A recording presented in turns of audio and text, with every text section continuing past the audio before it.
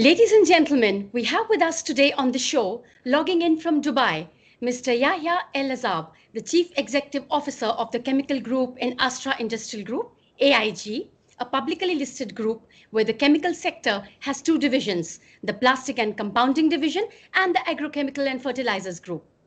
Also joining from Bahrain is Mr. David Lyons, who is the GM for GCC and Global Business Development Manager for Petrochemicals. Mr. Yehia is responsible for leading all business aspects for the two divisions. The two groups have over 10 manufacturing facilities spread over 5 key geographical locations and over 17 offices across the globe for sales and marketing with over 1,000 employees. Mr. Yehia has more than 20 years of hands-on executive management experience and has played an instrumental role in developing subsidiaries of AIG businesses. In his past career, he was the general manager for Yara International and has worked with General Motors USA and Canada. He has received his mechanical engineering degree from Concordia University in Canada and MBA from London Business College. A very warm welcome to the show, Insights with Nidhi Verma. Hello, everyone. Thank you for having me.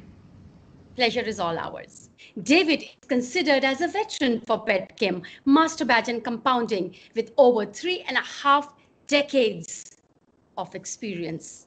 In his past career, he was the principal in Extant UK, director of plastics and packaging cluster for NICDP under government of the Kingdom of Saudi Arabia. And interestingly, he has published an invention related to process on greenhouse for enhanced plant growth with SIBA speciality chemicals. A very warm welcome to the show, Insights with Nidhi Verma. It's great. My pleasure. Thank you. AIG is yet not very well known in India. Would you like to share some details about the company in terms of the promoters, the business interests, and few commercial parameters for our audience? Well, yes, indeed. AIG is not as well known in India as it is in the Middle East and North Africa. But just to give you a background, it is a group of companies that are into banking, pharmaceutical, steel and structure, some mining, and majorly the chemical group that we run for agrochemicals and for plastics. We have companies and offices across 17 countries and manufacturing facilities across 10 countries, like you mentioned. And India has been on our geographical map for a long time, and we are exporting to India a lot of our speciality. However, we have gone with a good investment in a couple of years back into the polymers, which has been a fruitful investment that we have done and chosen India as the latest geographical place for us to be. Excellent. We are hoping that your investments in India will increase as the years goes by. Mr. Yehia, since you have an overview of the world petchem and the plastics market, how would you see the pandemic affecting the business for the last 5 months? Well, definitely there has been a contraction in the business of petchem due to the unusual pandemic situation that took place. This is mainly due to the lockdown that has taken place in industrial businesses, construction, automotive, and mainly the ports lockdown. So it has been affected due to that. However, very well, it has recovered the past few months back to normality. So we can say we have overcome this business pandemic-wise, where we are, let's say, in a good place today. Wonderful on that optimistic note. Mr. El Azab, how you see the business for the balance of 2020 and 21? Considering the situation today, I mean, people have started to fight this pandemic and being fed up of the oppression of lockdown. People are overcoming this. They're coming back to normality. So the rest of 2020, we are on the positive side. as more consumable targets are there. So we see a growth in 2020 or a steady growth over the first half of 2020, and a good 2021 we are optimistic about. Excellent. Since your product actually is a very good indicator of how much polymers is being utilized across the world. So whatever master batches gets utilized, that shows that how much growth in the industry is happening because of the consumption of polymers. Mr. Yahya, since your company is so much diversified, you explained your verticals a little time ago. What brought you to grow in polymers, and that also in the compounding business, which is extremely niche and extremely knowledge-based vertical? Actually, our group have been in the compounding and polymer business for over 25 years. What has changed in the past 5 years is that we have directed ourselves away from not only from the petrochemical polymers, which we have been doing for the past 25 years, we have moved into the specialty polymers, where it is more and more niche, and it is more and more our know-how and experience fit in very well. So this is where we are moving towards this consumable market and specialty market, which is India is a very good place for. Yes, truly. Specialty chemicals is something which most of it is exported from outside countries into India. How would you see the growth for the compounding business worldwide and then for India in the coming year? The compounding business has been on a normal growth of 6% year on year, especially in India. With the COVID has created something that relied more on the consumable part of the packaging, UV stabilizers, packing grains. So it has actually gave a boost to the compounding business, where we kind of say we still need the plastics in our lives. It is our safe haven throughout any pandemic or any crisis. So we do see a growth in the compounding to go more, especially how things are going to be structured forward in terms of safety and food consumption. Would you look at double-digit growth? Not as much as double-digit growth, because it's been already growing steadily. There has been a peak in the demand due to the pandemic timing, but I would say more of a steady growth and newer products coming to the market. Excellent. In today's environment, even steady is a very good word. It should not go down. That is what is the key factor. Yes. David, with the global outbreak, what is the trend of demands in Saudi Arabia versus the rest of the world, as you've seen?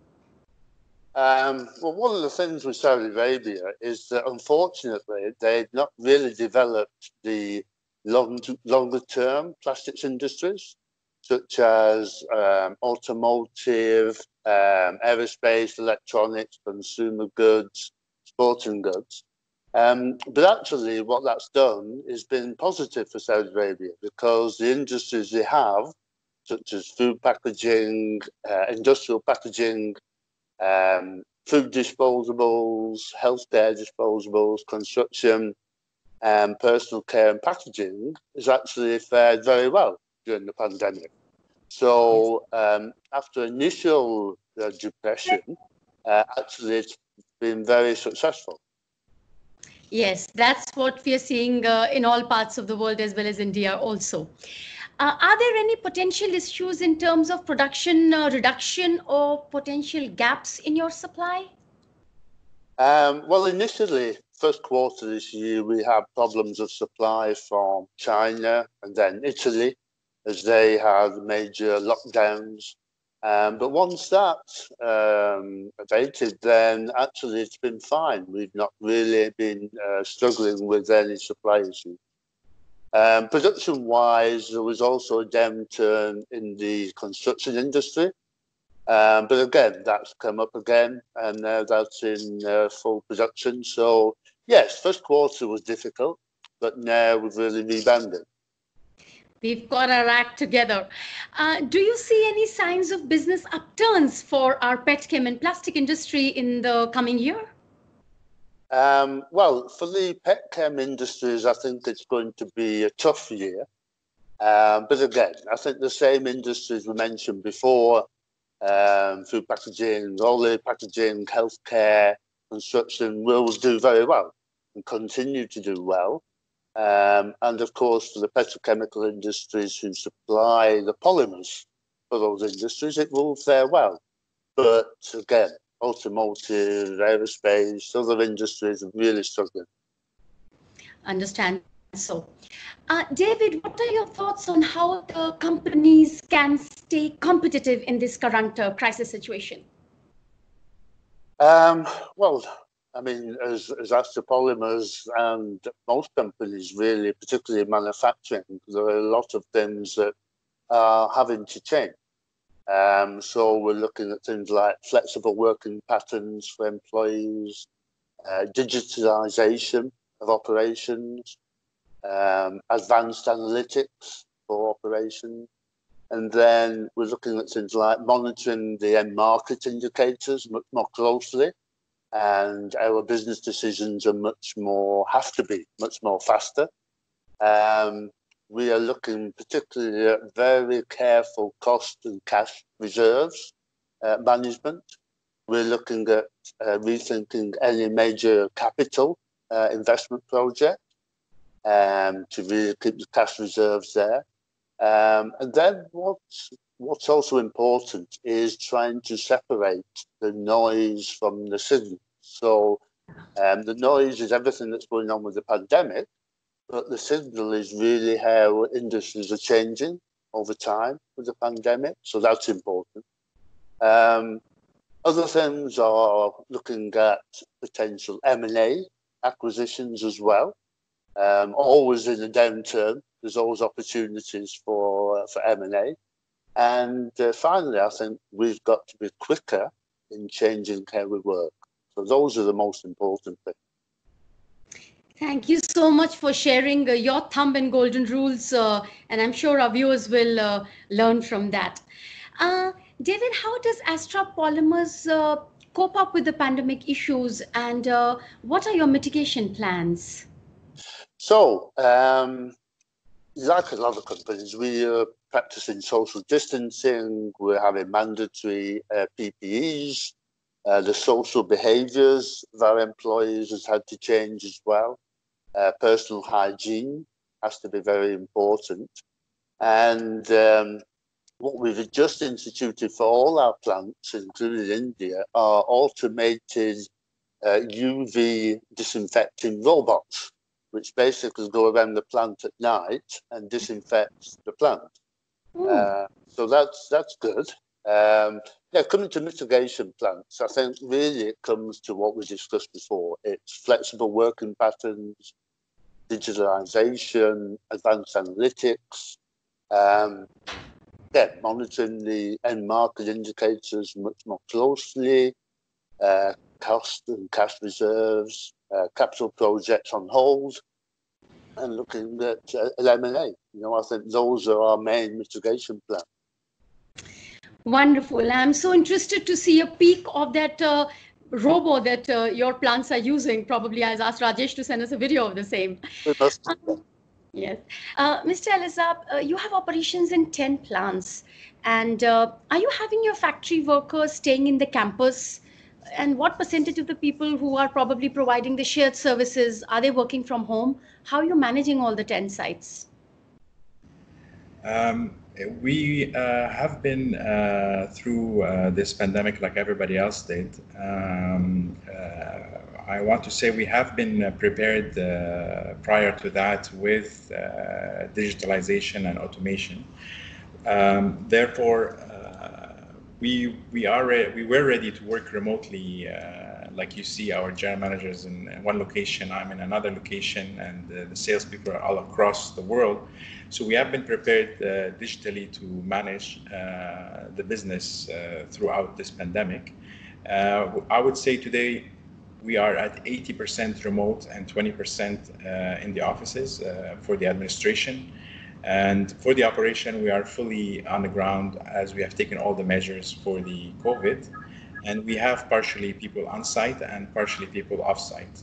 And so far, we are running the full 10 plants 100%. Excellent. I think the 80-20 ratio is really backed up by all the digital preparation that you would have done earlier, and it has come extremely handy.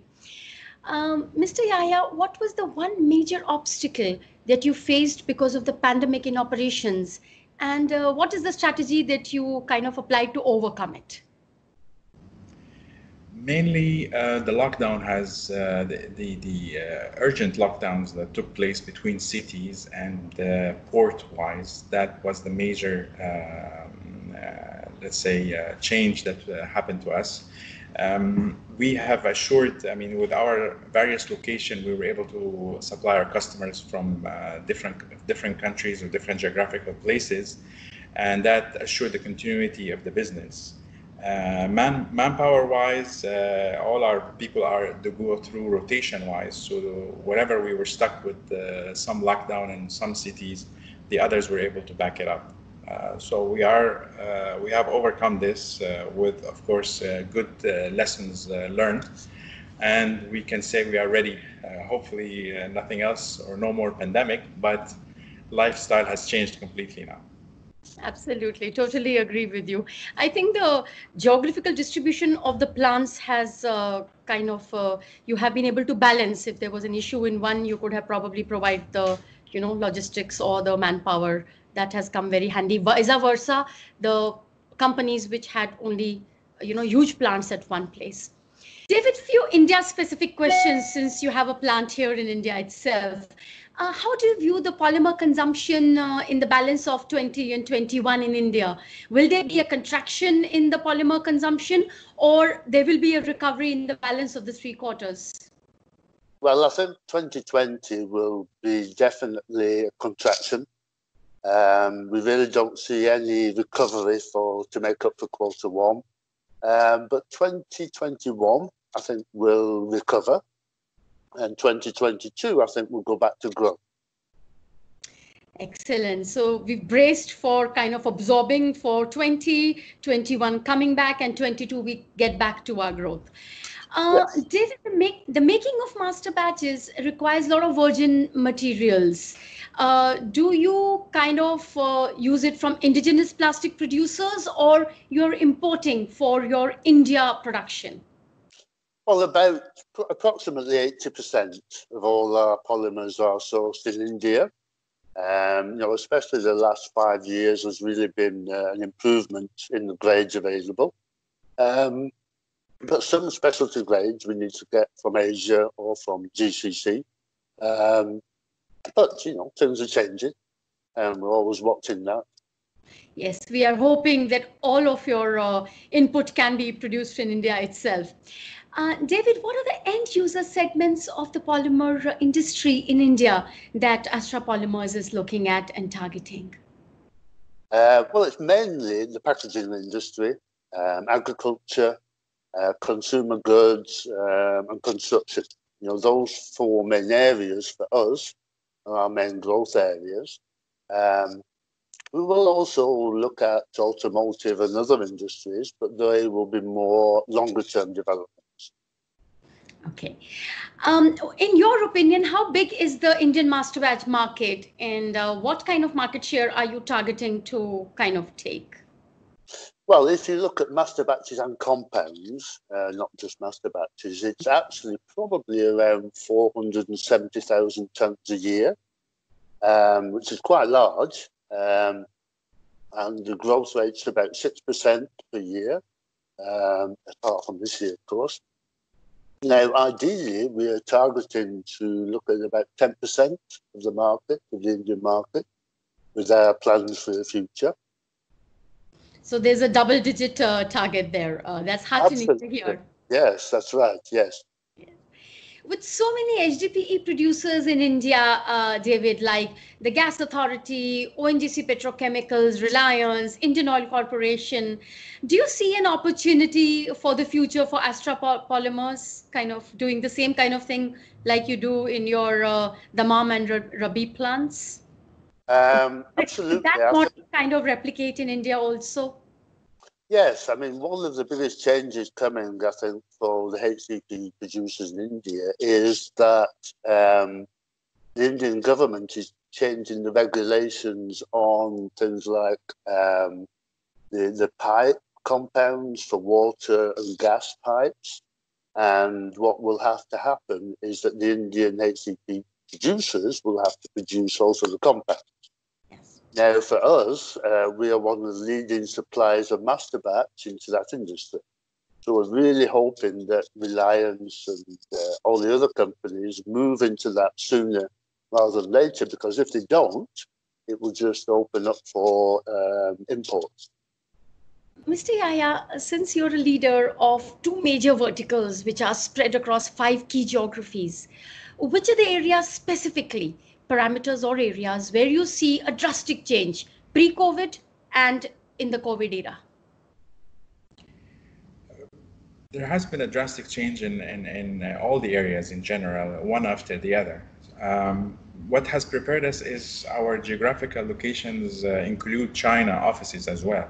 So we had to learn about the COVID since January, where we had to close down our offices in February, and then learn the whole program, how things work and how things open up, where we have taken immediate measures across other geographical places where they shut down much later on in March and April. So it has been a shocker for many of the countries.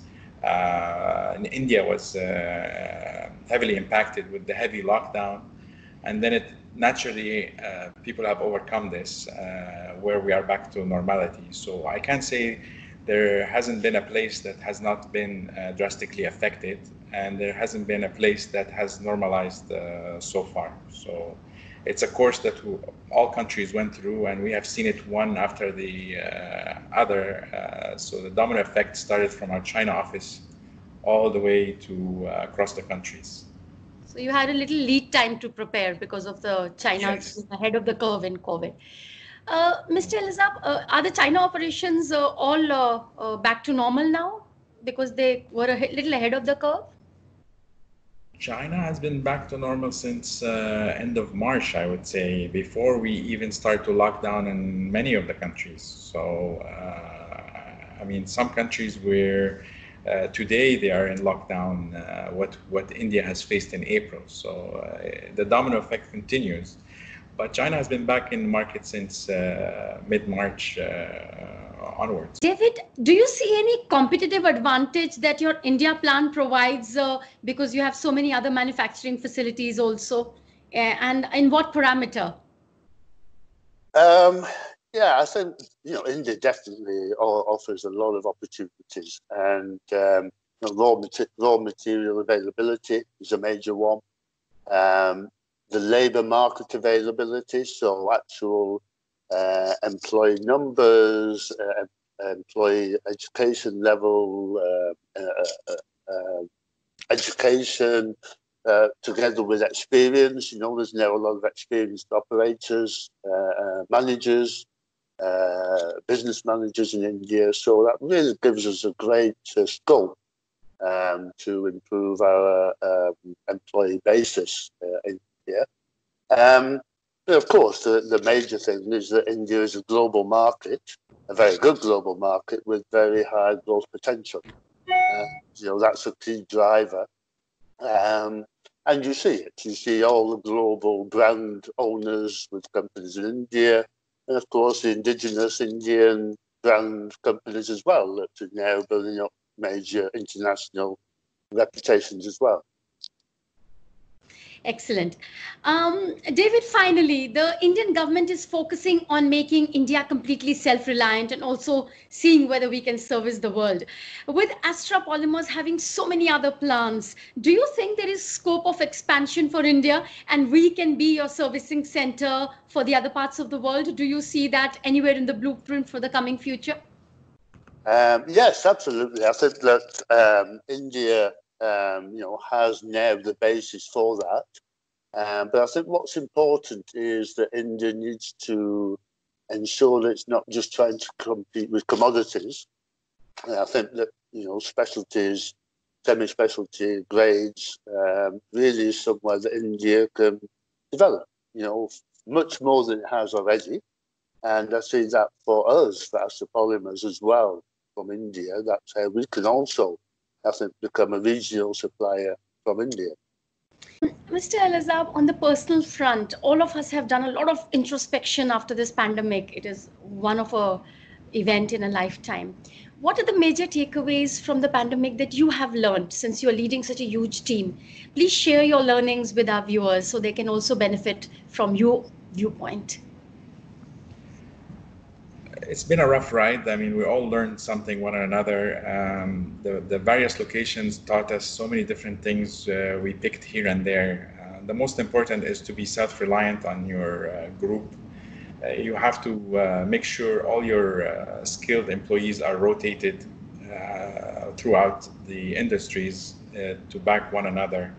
And definitely a well-planned advance will help out our customers, and the dynamic changes that are there will help us to adjust throughout this rough period. So I would say few of many things that throughout digitalization, work pattern, health and safety, which is the most important for the employees, to assure them that they are as safe as the people are working at home, where we have to really embrace all the people who, throughout the pandemic, went to the industrial parks and did a great job.